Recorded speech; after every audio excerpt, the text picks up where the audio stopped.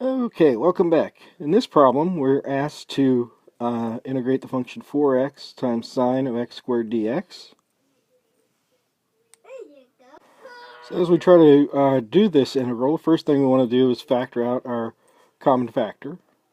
And then we recognize that sine x squared is being a composite function.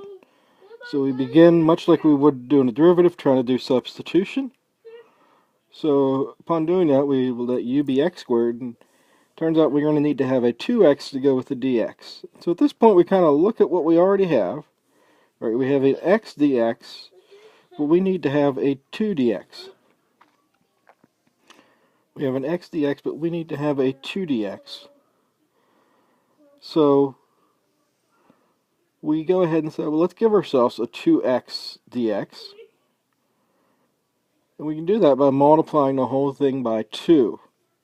But then once we've done that, we say, okay, well, I multiplied by 2, so I have to account for multiplying by 2 by then dividing by 2.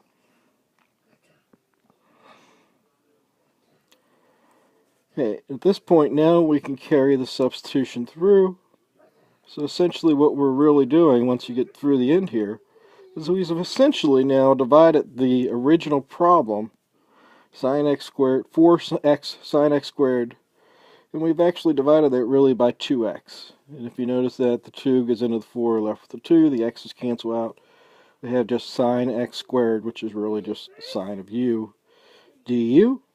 And now we've made that change of variables. So we can carry the integration through. We know that the antiderivative of sine is just negative cosine.